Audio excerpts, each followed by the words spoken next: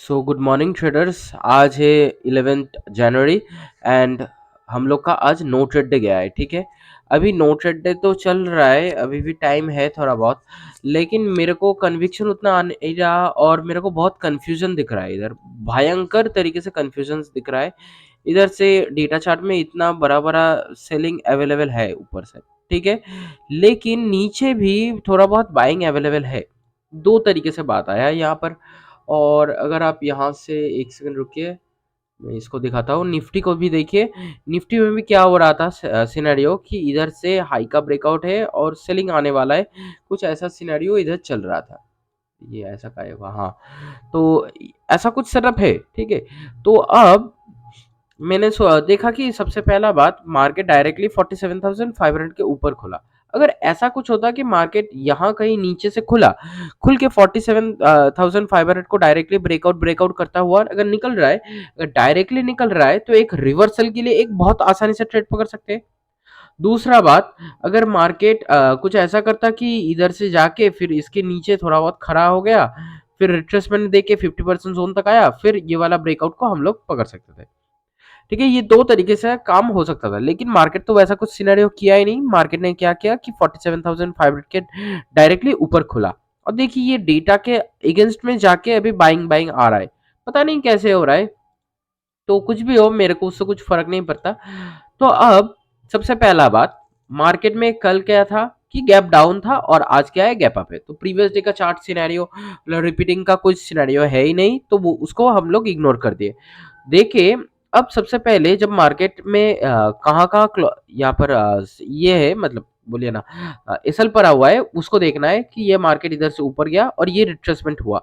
तो ये वाला एसएल जब क्लियर हुआ, इधर से एक बाइंग ट्रेड बना और ऊपर गया, और ये जो साइडवेज टाइप से गया है ना, तो एसएल कोई पेंडिंग नहीं दिख रहा है मेरे को। ठीक है, तो ओनली एसएल अवेलेबल है क्लोजिंग प्राइस में बायर एंड सेलर का। तो जब गैप अप ओपनिंग दिया तो सिंपली जो भी, यार एक कौन फोन कर रहा है ये साला, यार एक सेकंड। सो सॉरी गाइस, थोड़ा फोन आ गया था। तो क्या बोल रहा था कि यहाँ से मार्केट में बस क्लोजिंग प्राइस पे एसएल पड़ा हुआ है, तो जिसने बाई करके बायर था तो वो प्रॉफिट में आ गया, और जिस सेलर था वो इतना बड़ा गैप अप ओपनिंग में डायरेक्टली भाग चुका होगा। ठीक है, सबसे पहला बात क्लियर हो गया। इधर भी कुछ अभी भी सेटअप नहीं बन रहा। एक सेकंड ऑप्शन भी देख लेते हैं, एक सेकंड। सेटअप बन रहा है नहीं, सेम ही तो है 5,000। हाँ, तो अब क्या सिनेरियो हुआ कि मार्केट में कितने का गैप अप आया, वो हम लोग को देखना होगा 154 पॉइंट का। तो 154 पॉइंट ऐसा एक पॉइंट है कि मार्केट सो इजीली ये वाला क्लोजिंग प्राइस को डायरेक्टली हिट करेगा। मार्केट ऐसा ऐसा कुछ भयानक मतलब गैप अप नहीं दिया है कि मार्केट क्लोजिंग प्राइस को हिट ना करने वाला है, ठीक है, या फिर पार्शियली हिट करेगा, ऐसा कुछ सिनेरियो है ही नहीं। मार्केट 154 पॉइंट को बहुत इजीली डायरेक्टली हिट कर सकता है। लेकिन अब एक चीज सोच के देखिए, अब मार्केट 154 पॉइंट खुलने के बाद भी मार्केट कितना भागा है टोटल। मार्केट करीब करीब 280 पॉइंट भाग चुका है।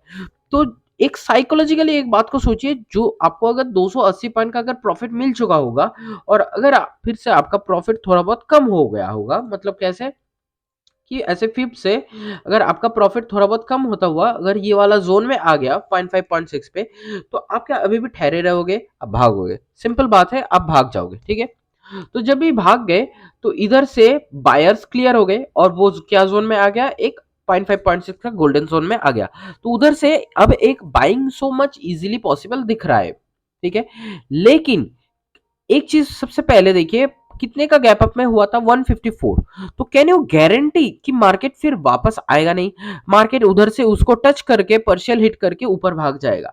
We can't guarantee. Okay, market देखिए कुछ ज्यादा कुछ खास गैप अप नहीं हुआ था, लेकिन गैप अप होने के बाद मार्केट रन करके भागा है।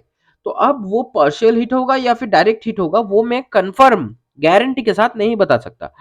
तो मैं ये वाला 47,500 का ब्रेकडाउन मिलने के बाद करीब यहाँ से मैं बाइंग हो सकता है। लेकिन इधर भी देखिए 47,500 से इधर भी बाइंग दिख रहा है, इधर भी बाइंग दिख रहा है, सब कुछ का पॉसिबिलिटी है। लेकिन मेरे को उतना गारंटी नहीं मिल रहा अपने एसएल हंटिंग का सेटअप पे। ठीक है, तो इसलिए मैं ट्रेड को इग्नोर करने के लिए सोच लिया। हाँ, शायद ये जो यहाँ से एक बाइंग जो पॉसिबिलिटी दिख रहा है, कि शायद एक पार्शियल हिट करके ऊपर भागने लगे, क्योंकि ये बहुत अच्छा खासा गैप अप है, थोड़ा बहुत गैप अप है, उसके बाद मार्केट और ज़्यादा भागा है। तो जिसने भी यहाँ से प्रॉफ़िट करके रखा होगा, तो वो डायरेक्टली भागने का ही कोशिश करेगा, ये सबसे बड़ा बात होता है।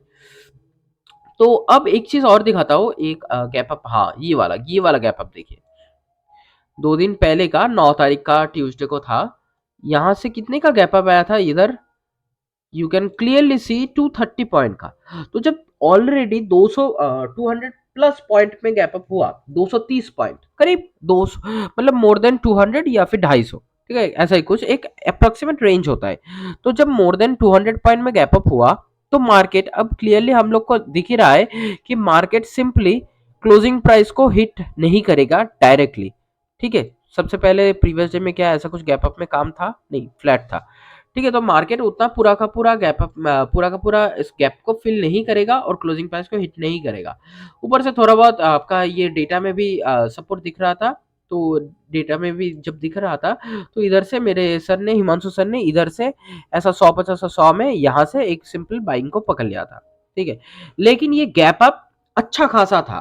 गैप अप होने के बाद मार्केट और भी ज्यादा रन हुआ। मार्केट टोटल करीब करीब 330 पॉइंट के करीब रन हो गया था। तो मार्केट में फिर क्या हुआ कि यहाँ पर जो भी बायर्स थे, तो वो यहाँ से निकल गए, फिर मार्केट ऊपर गया। लेकिन आज मेरे को जो कंफ्यूजन लग रहा है कि मार्केट कुछ खास गैप अप नहीं है, लेकिन गैप अप होने के बाद फिर और थोड़ा बहुत भागा है। तो एक बहुत भयानक एक कंफ्यूजन लग रहा है, ठीक है। तो इसीलिए मैं यहाँ से बाइंग करने के लिए उतना प्रेफरेबल नहीं था।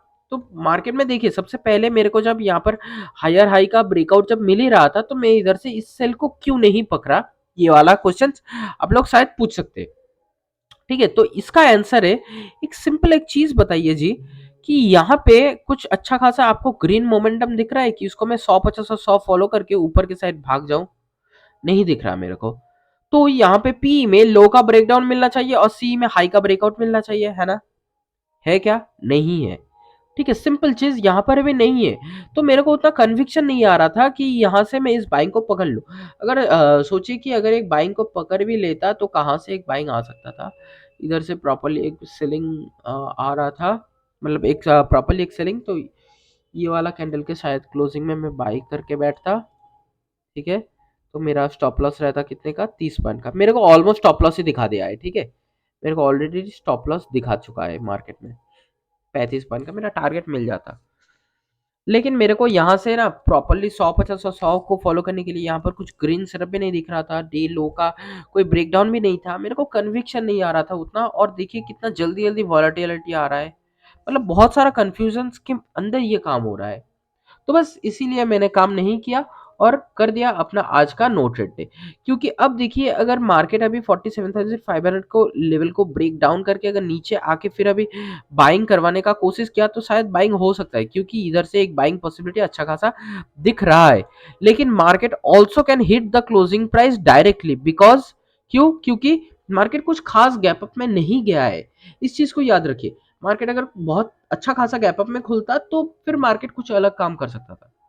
तो अभी मेरे को उतना कन्विक्शन नहीं आ रहा है कि यहाँ 50% जोन से बाइंग हो सकता है। हाँ, एक चीज हो सकता था, अगर सोचिए कि कल मतलब प्रीवियस डे में सेम टू सेम अगर गैप अप में खुला है, खुल के मार्केट ने डायरेक्टली क्लोजिंग प्राइस को हिट किया है, तो एक चार्ट रिपीटिंग का साइकोलॉजी मेरे पास होता कि चलो मार्केट ने अगर कल डायरेक्टली क्लोजिंग प्राइस को हिट किया है, तो कुछ भी हो जाए मार्केट आज क्लोजिंग प्राइस को डायरेक्टली हिट नहीं करेगा। तो शायद अगर मैं कल ऐसा काम करता कि हाई का ब्रेकआउट में पूरा का पूरा सेटअप को पकड़ाऊं, या फिर ऐसा कुछ, तो आज शायद मैं पार्शियल हिट तक मैं सेलिंग को फिर से पकड़ सकता हूँ। और दूसरा, अगर ये नहीं पकड़ पाया, कोई मल्टीपल टाइम ब्रेकआउट या फिर ऐसा कुछ सिनेरियो नहीं बना, तो अगर इसको नहीं पकड़ पाया, तो और एक चीज कर सकता था कि ये जब पार्शियल जोन में आता, मतलब ये पहले ऊपर गया, अब ये पार्शियल जोन में जब आ जाता, तो यहाँ से एक बाइंग घुसता, तो मैं उस बाइंग को पकड़ लेता। क्यों? क्योंकि चार्ट रिपीट नहीं होगा। कल ऑलरेडी जब अगर आपका क्लोजिंग प्राइस को हिट कर दिया होता, तो मार्केट में आज चार्ट रिपीट नहीं होता। लेकिन कल तो ऐसा कुछ काम हुआ ही नहीं था गैप अप में, कल हुआ था क्या कि गैप डाउन का।